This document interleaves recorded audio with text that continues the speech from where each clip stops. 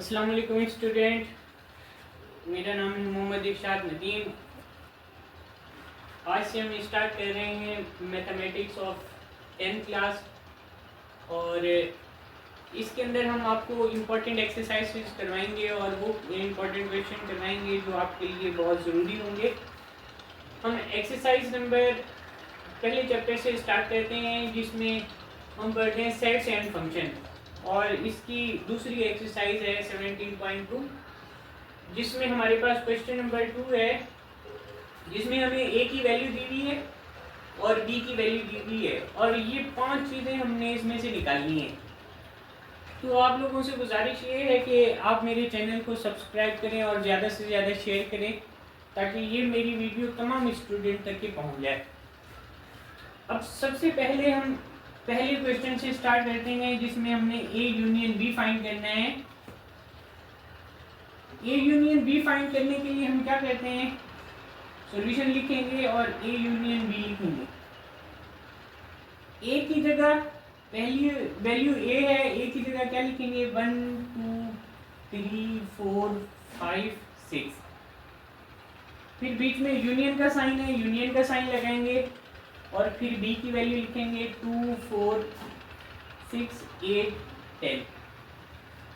Union के अंदर हम दोनों सेट की तमाम वैल्यूज लिखते हैं, लेकिन जो वैल्यू रिपीट हो रही होंगी उनको एक दफ़ा लिखेंगे क्योंकि सेट की बेसिक डेफिनेशन के अंदर है कि the value can not be repeated, कि अगर कोई वैल्यू जितनी भी दफ़ा हो लेकिन उसको सेट के अंदर सिर्फ एक टाइम में लिखते हैं। तो अब हम इसके अंदर लिखेंगे ए यूनियन बी और इसकी तमाम वैल्यू लिखेंगे। ये हो जाएगा 1 2 3 4 5 6। उसमें से कौन सी वैल्यू लेंगे, 2 4 6 को पहले से ले चुके। अब हमारे पास आ जाएगा 8 और 10। अब हम दूसरा क्वेश्चन सॉल्व करते हैं। दूसरे क्वेश्चन में है बी इंटरसेक्शन। ये हमारे पास है बी इंटरसेक्शन ए, जिसके अंदर हम वैल्यू लिखेंगे नीचे वाले पे लिखते हैं। ये 2 पार्ट है इसका। बी इंटरसेक्शन ए में हम लिखेंगे पहले डी की वैल्यू लिखेंगे 2 4 6 8 और 10। बीच में इंटरसेक्शन का साइन लगाएंगे और फिर ए की वैल्यू लिखेंगे 1 2 3 4 5 6। तो स्टूडेंट हम इंटरसेक्शन में सिर्फ वो वैल्यू लिखते हैं जो दोनों सेट के अंदर कॉमन वैल्यूज होंगी। अब हमने देखा कि कॉमन वैल्यूज कौन कौन सी हैं, उनको हाईलाइट कर देते हैं। 2, फिर हमने देखा 4 भी कॉमन है तो 4, और फिर हमने देखा 6 भी कॉमन है तो 6। तो वो वैल्यूज जो दोनों सेट के अंदर कॉमन होंगी सिर्फ वही लिखेंगे। तो ये आ जाएगा हमारे पास B intersection A is equal to 2 4 6।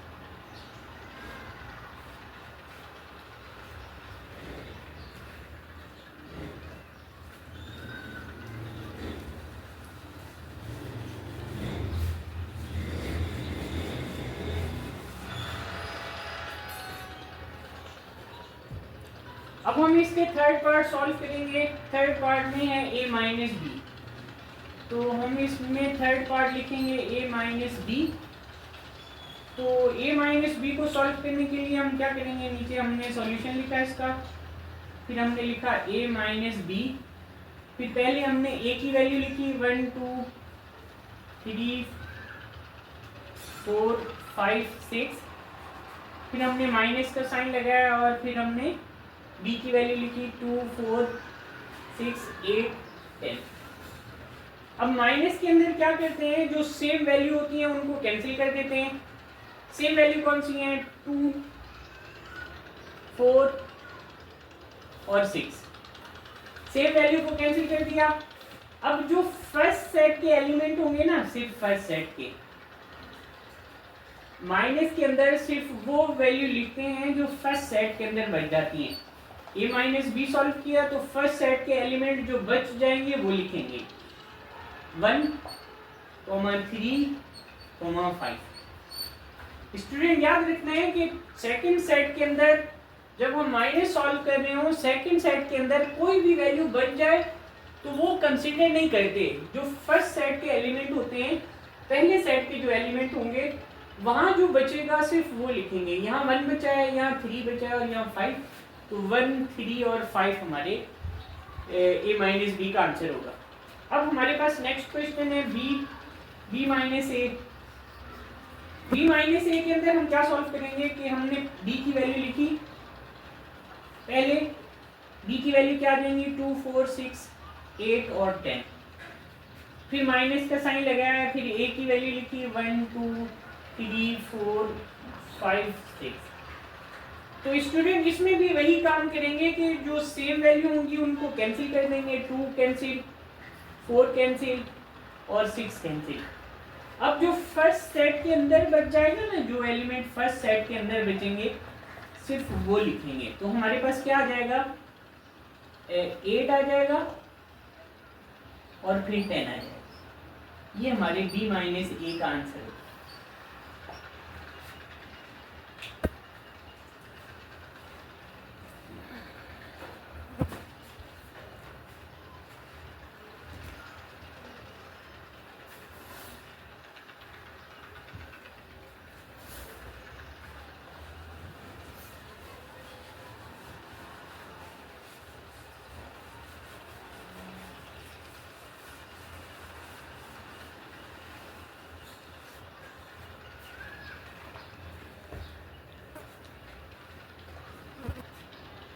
Part number 5 है हमारे पास a डेल्टा b।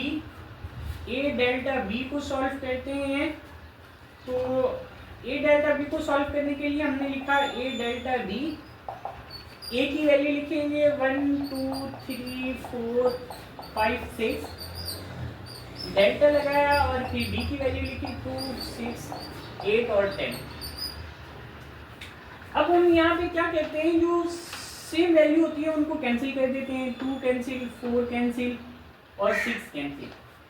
जिस तरह माइनस में सिर्फ फर्स्ट सेट को कंसीडर करते थे कि सिर्फ फर्स्ट सेट की वैल्यू लिखते थे, डेल्टा के अंदर ये नहीं करना। डेल्टा के अंदर हम दोनों सेट की वैल्यू कंसीडर करेंगे। जो फर्स्ट सेट के एलिमेंट होंगे वो भी आ जाएंगे इसके अंदर, और फिर जो सेकंड सेट के एलिमेंट बचेंगे वो भी आ जाएंगे। इनके अंदर सिर्फ वो वैल्यू कैंसिल हो जाएंगी जो दोनों के अंदर कॉमन है। तो हमने लिखा a डेल्टा b और फिर हमने यहाँ से जो वैल्यू ली है वो है 1, 3, 5 और वहाँ से जो वैल्यू ली है वो है 8 और 10। तो बेटा ये बात समझ लें कि जब हम a माइनस b सॉल्व कर रहे होते हैं तो सिर्फ फर्स्ट सेट की वैल्यू लेते हैं,